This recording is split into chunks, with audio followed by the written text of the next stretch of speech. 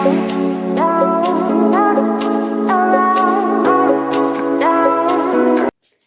Students, कैसे हैं आप लोग? हाल चाल सब बढ़िया? तो ये है आपका प्यारा सा चैनल पीसीबी क्लब। वेलकम है आप सभी का तहे दिल से, और मैं हूं आपकी मैम सुमन। तो हम लोग अपना स्टार्ट करें स्टडी उससे पहले आप सभी को बहुत सारा प्यार, बहुत सारा वेलकम। तो आपको इस वीडियो में क्या करना है, एंजॉय करते करते पढ़ना है। आज हम लोग पढ़ेंगे केमिस्ट्री।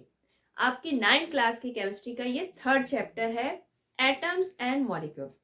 आप सभी जानते होंगे एटम्स और मॉलिक्यूल्स के बारे में, सभी जानते होंगे, लेकिन इसमें कुछ रूल्स भी हैं, ठीक है, कि एटम और मॉलिक्यूल कैसे कंबाइन करते हैं, क्या क्या उसमें चेंजेस होते हैं। तो ये सारी चीजें हम लोग इस चैप्टर में डिस्कस करेंगे।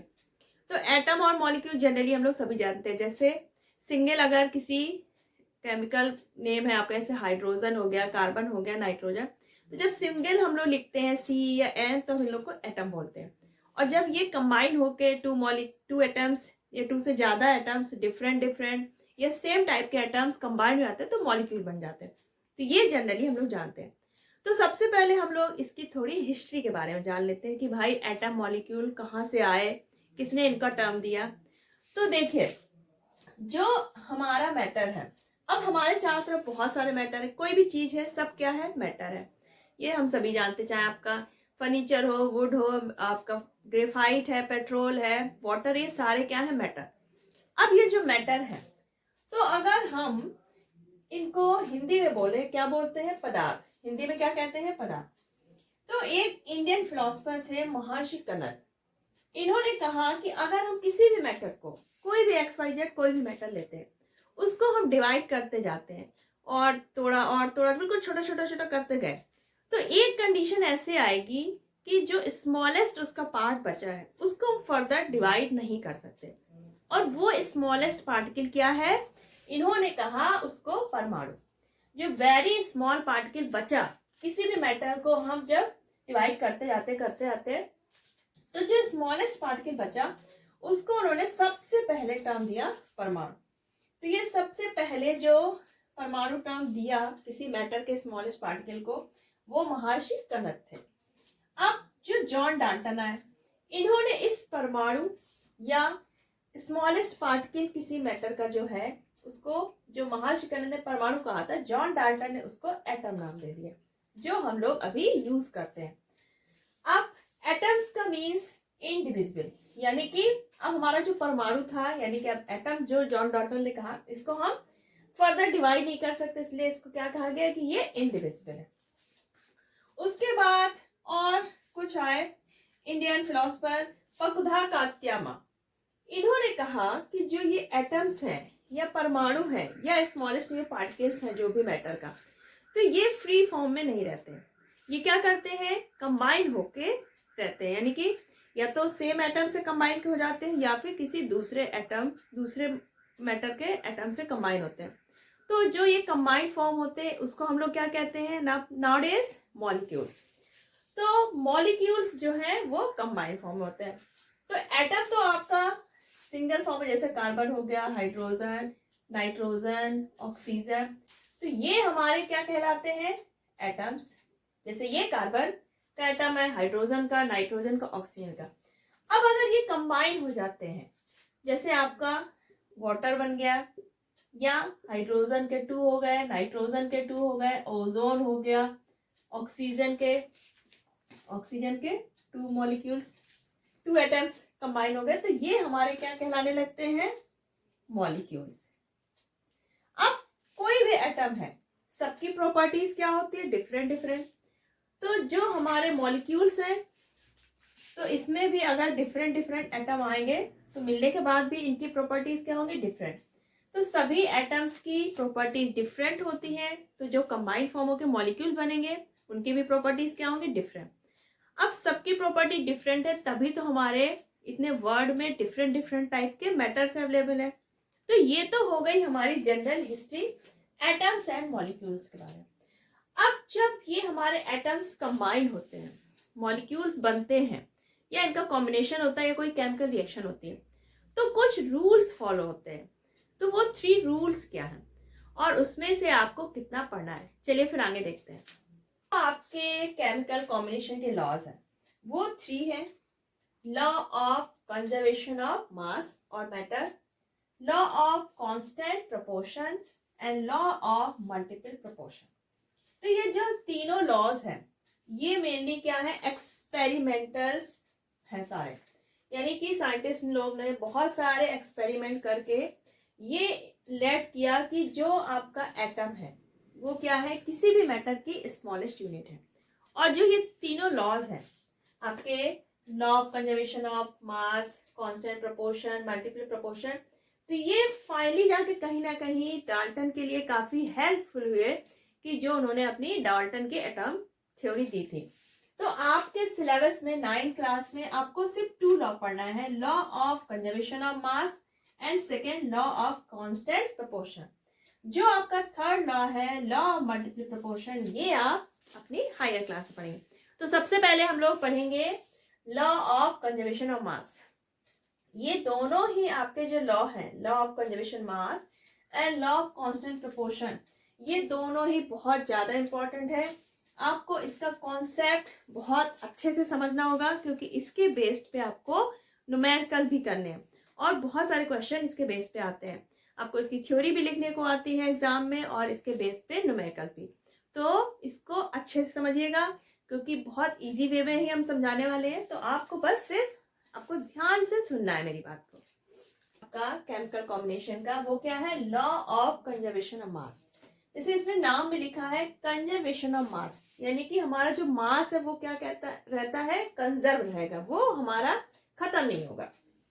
तो 18th सेंचुरी में जब साइंटिस्ट लोगों ने एक्सपेरिमेंट किए किसी बंद कंटेनर में, ओपन नहीं कैसा था उनका कंटेनर, बंद था, तो उन्होंने कुछ रिएक्टेंट लिए। अब रिएक्टेंट प्रोडक्ट क्या होते हैं, हमें कोई केमिकल रिएक्शन करवानी है तो हम क्या लेंगे, कुछ ना कुछ चीजें लेंगे, कुछ सब्सटेंस लेंगे जिनके बीच हम क्या कराते हैं, रिएक्शन। तो जो हम रिएक्टेंट ले रहे हैं यानी कि रिएक्शन कराने के लिए जो चीजें ले रहे हैं वो हमारी क्या हुई, रिएक्टेंट। जब केमिकल रिएक्शन होती है और नया जो बन रहा है हमारा वो होता है प्रोडक्ट। तो उन्होंने एक क्लोज कंटेनर में रिएक्टेंट लेकर जब रिएक्शन कराई तो देखा कि जितना उन्होंने रिएक्टेंट मेजर करके लिया, सबका वेट लिया, तो जो जितने भी रिएक्टेंट उन्होंने लिए, जितनी भी चीजें मिला के रिएक्शन करवाए थे, सबको उन्होंने मेजर किया, जो टोटल मास था। तो जब रिएक्शन होने के बाद जो प्रोडक्ट बना, तो जितनी भी चीजें बनी रिएक्शन के बाद, चाहे आपका वो सॉलिड बना हो, गैस बना हो, लिक्विड, कोई भी चीज, तो सारी चीजों का जो वेट था वो क्या था, इक्वल था। यानी जितना उन्होंने रिएक्टेंट का वेट लिया उतना ही प्रोडक्ट का था। तो यानी कि यहाँ पर मास क्या रहा, कंजर्व, यानी कि रिएक्टेंट का और प्रोडक्ट का दोनों का मास इक्वल था। तो जो सबसे पहले लॉ दिया वो थे हमारे लेवोजियर। इन्होंने 1774 में ये लॉ दे दिया, the law of conservation of mass. तो अगर आपसे पूछा जाए who given the law of conservation mass, तो आप क्या कहेंगे, in 1774 Lavoisier has given the law of conservation of mass. अब जो लॉ ऑफ कंजर्वेशन मास है, इसके हिसाब से क्या हुआ कि कोई भी मैटर है उसको ना तो हम क्रिएट कर सकते हैं और ना ही डिस्ट्रॉय कर सकते हैं इन अ केमिकल रिएक्शन। अगर हम कोई केमिकल रिएक्शन कराते हैं तो हमने जो प्रोडक्ट बना हमें, या हमने जो रिएक्टेंट लिया, तो हम उसमें क्या कर सकते हैं, मैटर को ना तो हम बढ़ा सकते और ना ही उसको कम कर सकते, यानी कि डिस्ट्रॉय भी नहीं कर सकते और पैदा भी नहीं कर सकते। जितना हमने लिया है हमें उतना ही मिलेगा। जैसे मान लिए हम टी बनाते हैं, अब हम टी में क्या क्या लेते हैं, वाटर लेते हैं, टी लीव्स ली हमने, शुगर लिया, जिंजर, अदरक, जो भी लिया आपने, और क्या लिया आपने, मिल्क लिया। ठीक, अब यहाँ पे हम चाय बनाएंगे एक क्लोज कंटेनर में, ठीक है, क्योंकि अगर हमने ओपन कंटेनर में बनाया तो क्या हुआ, जब हमारी टी बॉईल होगी तो स्टीम हमारी क्या हो जाएगी, एस्केप हो जाएगी। तो हमें क्या करना है, क्लोज कंटेनर बनाते हैं। अगर हम वाटर हमने जितने भी लिया, वेट उसका ले लिया, टी का, शुगर का, टोटल मान लीजिए टोटल हमने 50 ग्राम लिया। ठीक, अब जब हमारी टी बनी, हमने क्या किया, हीट किया, तो हमारी जो टी बनी वो भी क्या बनी, 50 ग्राम। अब टी हमारी 50 ग्राम नहीं बनी होगी, कुछ ना कुछ उसकी स्टीम भी होगी। ठीक, लेकिन जो टोटल आ गया आपका T plus steam, close container के अंदर जितना भी प्रोडक्ट बना है हमारा स्टीम और टी, वो हमारा कितना आएगा 50 ग्राम। यानी कि हमने रिएक्टेंट में जो लिए थे वाटर, टी, शुगर, मिल्क, ये टोटल जब इनका मास था वो कितना था 50 ग्राम। जब हमारी चाय बनी तो टी और जो आपकी स्टीम बनी थी उनका भी टोटल कितना आया 50 ग्राम।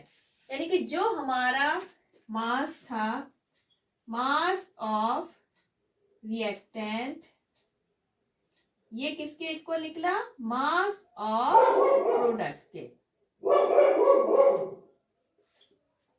यानी कि रिएक्टेंट और प्रोडक्ट दोनों का मास क्या है, सेम है। तो यानी कि हम क्या कहेंगे कि कंजर्वेशन ऑफ मास हुआ। यानी कि हमारा जो रिएक्टेंट का मास था और प्रोडक्ट का मास, इसमें कोई चेंज नहीं आया। अब अगर हम चाहें कि हमने 50 ग्राम लिया था सामान और हमारी 60 ग्राम प्रोडक्ट बने, तो ये भी नहीं होगा, क्योंकि हम मैटर को ना तो क्रिएट कर सकते और ना ही डिस्ट्रॉय कर सकते हैं। यहाँ पर 40 भी नहीं हुआ, ना ही 60।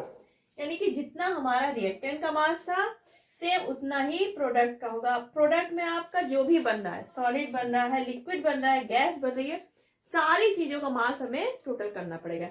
एयर भी अगर हमारी रिएक्शन में यूज हो रही है, अगर यहाँ पर एयर भी हम रिएक्शन में यूज करते हैं तो उसका भी मास हम कंसीडर करेंगे। यानी कि आपकी कोई भी रिएक्शन हो रही है केमिकल, तो आपने जितनी भी चीजें ली है, चाहे वो एयर हो, वाटर हो या कोई सॉलिड है, सभी का मास हम लोग कैलकुलेट करेंगे। उसके बाद जब प्रोडक्ट बनेगा तो प्रोडक्ट में आपकी गैस बन रही है या लिक्विड बन रहा है या सॉलिड बन रहा है, सभी का मास टोटल करेंगे तो वो आपका क्या आएगा, सेम। तो यही है आपका the law of conservation of mass, कि matter is neither created not destroyed in a chemical reaction. Main इसका जो फंडा है वो ये है कि mass of reactant equal to mass of product. जो आपके न्यूमेरिकल्स लगेंगे लॉ ऑफ कंजर्वेशन मास, उसमें आपको यही फॉर्मूला यूज करना है कि mass of reactant is equal to mass of product. तो इसको हम और एग्जाम्पल से, उसके बाद न्यूमेरिकल से समझेंगे। लॉ ऑफ कंजर्वेशन का मास, हमने 100 ग्राम लिया कैल्शियम कार्बोनेट। क्या लिया हमने, कैल्शियम कार्बोनेट। ये हमारा क्या रहा, रिएक्टेंट, क्योंकि हमने ये रिएक्शन स्टार्ट करने से पहले लिया, इसकी हम रिएक्शन करवाएंगे। अब हमने 100 ग्राम कैल्शियम कार्बोनेट लिया, अब हम इसको क्या कर रहे हैं, हीट कर रहे हैं। हीट करेंगे तो केमिकल रिएक्शन स्टार्ट होगी। उसके बाद हमारा प्रोडक्ट में क्या बना, calcium oxide and carbon dioxide. ठीक, आपकी कैल्शियम ऑक्साइड बना और CO2 गैस बनी। तो जो आपका कैल्शियम ऑक्साइड बना 56 ग्राम और CO2 बनी आपकी 44 ग्राम। अब हम इन दोनों का जब टोटल करते हैं तो आपका कितना आया, 100 ग्राम। अब ये हमारे दोनों क्या हुए, प्रोडक्ट का मास भी आपका कितना है टोटल 100 ग्राम, रिएक्टेंट का मास भी आपका कितना था 100 ग्राम। तो यहां पर अगर हम देखें, मास ऑफ रिएक्टेंट इक्वल है आपका मास ऑफ प्रोडक्ट के, क्योंकि यहां पर हमने 100 ग्राम लिया था और इधर भी कितना आया 56 प्लस 44 यानी कि 100 ग्राम। यानी कि आपका mass of reactant equal to mass of product. तो ये रिएक्शन आपकी कौन सा रूल फॉलो कर रही है, the law of conservation of मास। ठीक है, तो ऐसे कुछ एक्सपेरिमेंट भी है हम लोग लैब में करते हैं। तो उससे अगर हमारा जो रिएक्टेंट का मास है वो और प्रोडक्ट का मास सेम आता है तो वो केमिकल रिएक्शन हमारी law of conservation of mass को फॉलो करती है। तो आपके जो न्यूमेरिकल्स होंगे उसमें क्या होगा कि आपको जैसे रिएक्टेंट दिए हैं, आपके 2 रिएक्टेंट हैं, एक का मास दिया है, दूसरे का आपको निकालना है।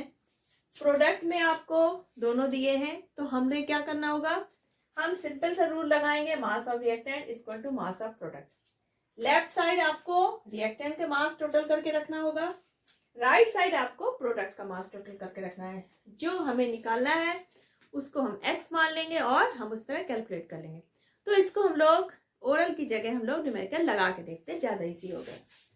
हम law of conservation of mass को इस रिएक्शन समझते हैं। देखिए, जैसे आपका बेरियम क्लोराइड है और सोडियम सल्फेट, इनके बीच हम क्या करा रहे हैं, रिएक्शन। तो ये हमारे क्या हो गए, रिएक्टेंट। बेरियम क्लोराइड का मास दिया है 20.8 ग्राम, सोडियम सल्फेट आपका दिया है 14.2 ग्राम। आपका रिएक्शन हुआ, जो प्रोडक्ट बने, प्रोडक्ट हमारे क्या होते हैं, राइट साइड, और लेफ्ट साइड क्या हो गए आपके रिएक्टर। तो यहाँ पर है 23.3 ग्राम आपका बेरियम सल्फेट बना और सोडियम क्लोराइड बना 11.7 ग्राम। अब जो हमारे रिएक्टेंट है इनका हम टोटल मास करेंगे, मास of reactant, total mass of reactant क्या हो जाएगा आपका, बेरियम क्लोराइड का प्लस करेंगे 20.8 प्लस 14.2 ग्राम, ठीक, equal to total mass of product. अब यहां पर हमारे प्रोडक्ट में क्या है, बेरियम सल्फेट जिसका मास आया 23.3 ग्राम प्लस सोडियम क्लोराइड का आया 11.7 ग्राम। अब अगर ये reaction law of conservation of mass को फॉलो करेगी तो क्या होना चाहिए, हमारा total mass of reactant will be equal to total mass of product. चलिए हम लोग करके देखते हैं। 20.8 14.2 प्लस किया 8 2 10 हुआ, 4 ये 5 हो गया और 2 और 1 हो गया 35 ग्राम। यानी कि मास ऑफ रिएक्टेंट कितना है हमारा 35 ग्राम। जो हमने रिएक्टेंट लिए थे उनका मास है 35 ग्राम। आफ्टर रिएक्शन जब प्रोडक्ट हमारे बन रहे हैं तो यहाँ पर देखिए टोटल करते हैं 7 और 3 10 हुआ 0, 3 1 4 5 और 2 और 1 3। तो आपका राइट साइड जो प्रोडक्ट का मास आया वो भी कितना आया 35 ग्राम। यानी कि total mass of reactant equal to total mass of product.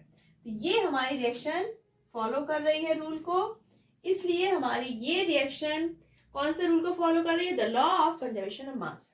अब यहाँ पे तो हमने ये बता दिया कि ये reaction law of conservation of mass को फॉलो करे। अब अगर इसमें हम लोग क्या चेंजेस कर सकते हैं और कैसे न्यूमेरिकल बन सकते हैं, जैसे आप रिएक्टेंट दिए आपको बेरियम क्लोराइड सोडियम सल्फेट, यहाँ पर मान लीजिए आपको 20.8 ग्राम इसका मास दे रखा है और इसका हमें कैलकुलेट करना है, बाकी प्रोडक्ट का भी दे रखा है। तब हम क्या करेंगे, माना हमारा सोडियम सल्फेट का मास है x ग्राम। अब हम रूल पता है कि ये केमिकल जो रिएक्शन है ये इस रूल को फॉलो कर रही है, तो हम अपना फॉर्मूला लगाएंगे total mass of reactant equal to total mass of product. तो रिएक्टेंट में क्या हो जाएंगे 20.8 प्लस x इक्वल होगा 23.3 प्लस 11.7। यही लिखेंगे हम, एक तरफ रिएक्टेंट का मास दूसरी तरफ प्रोडक्ट का। तो ये हुआ 20.8 प्लस x, यहाँ पर हमारा टोटल कितना आया था 35। अब ये x इक्वल टू क्या हो जाएगा 35 माइनस 20.8। तो आपका क्या आया यहाँ पर 2, ये आया आपका 4, 3 माइनस 2 ये आया 1। यानी कि हमारा जो सोडियम सल्फेट है इसका मास कितना आया 14.2 ग्राम। तो यहाँ पर हमारे रिएक्टेंट या प्रोडक्ट में किसी एक का अगर मास नहीं दे रखा है तो हम अपना सिंपल सा इसमें फंडा लगाएंगे, total mass of reactant equal to total mass of product, और हमारा जो वैल्यू नहीं दी है उसको हम निकाल लेंगे। तो आपको इस लॉ पे सवाल इस तरह आएंगे कि आपको मास ऑफ रिएक्टेंट दे रखे होंगे, मास ऑफ प्रोडक्ट, तो आपको बताना है कि ये रिएक्शन इस रूल को फॉलो कर रही है कि नहीं कर रही है, कर रही है तो क्यों कर रही है, और किसी एक रिएक्टेंट का या प्रोडक्ट का मास निकालने को है। एक एग्जांपल हम लोग और देखते हैं। आपको ये रिएक्शन दे रखी है, तो आपको ये बताना है कि ये chemical reaction law of conservation of mass को फॉलो कर रही है कि नहीं। आपको दिया है कि जो सोडियम कार्बोनेट है 5.3 ग्राम रिएक्ट करती है एथेनोइक एसिड जिसका मास दिया है 6 ग्राम। सोडियम कार्बोनेट एथेनोइक एसिड की रिएक्शन होती है, यानी कि ये हमारे क्या हो गए रिएक्टेंट हो गए। जब रिएक्शन होती है तो जो प्रोडक्ट बन रहा है बना आपका सोडियम एथेनोइट 8.2 ग्राम, CO2 2.2 gram and water 0.9 gram. तो आपको ये बताना है कि ये जो रिएक्शन हो रही है ये हमारी reaction law of conservation of mass को फॉलो करती है कि नहीं। तो हमें ये बताने के लिए हमें सिंपल सा फंडा लगाना है, total mass of reactant equal to total mass of product. हमें करना कुछ नहीं है, रिएक्टेंट का मास लेफ्ट साइड रखना है, टोटल करना और प्रोडक्ट का right side. 5.3 plus 6 equal to 8.2 plus 2.2 plus 0.9। 6 और 5 11.3 ग्राम। आपका रिएक्टेंट का टोटल मास कितना आया? 11.3 ग्राम। अब जो हमारे प्रोडक्ट है इनका टोटल मास कितना आया? 0.9, 0.2, 0.2। क्या हुआ आपका? 13, 1 आया, 8, 2, 10 और 11। तो आपका जो प्रोडक्ट का मास आया वो भी कितना आ गया? रिएक्टेंट और प्रोडक्ट दोनों का ही मास क्या है? 11.3 ग्राम, 11.3 ग्राम। तो हम ये कह सकते हैं कि हमारी ये reaction law of conservation of mass को फॉलो कर रही है। तो आई थिंक आपको इस लॉ में कोई कंफ्यूजन नहीं होगा, कोई प्रॉब्लम नहीं हुई होगी। बहुत इजी सा लॉ है, बहुत इजीली आपको समझ में भी आ गया। तो आज की इस वीडियो में हम लोग ने लॉ ऑफ कंजर्वेशन ऑफ मास बहुत अच्छे से समझ लिया। नेक्स्ट जो आपका लॉ है, लॉ ऑफ कांस्टेंट प्रोपोर्शन, इसको हम लोग नेक्स्ट वीडियो में कवर करेंगे। तो अगर आप इस चैनल पर नए हैं तो फटाफट पीसीपी क्लब सब्सक्राइब कर लीजिए और बेल आइकन प्रेस करना मत भूलिएगा। नेक्स्ट वीडियो देखना जरूर याद रखिएगा और नेक्स्ट वीडियो आने तक अपना ख्याल रखिएगा। वीडियो देखते रहिए, कुछ सीखते रहिए नया, और अगर वीडियो पसंद आया तो इसको लाइक और शेयर करिए। चलिए फिर चलते हैं, बाय बाय।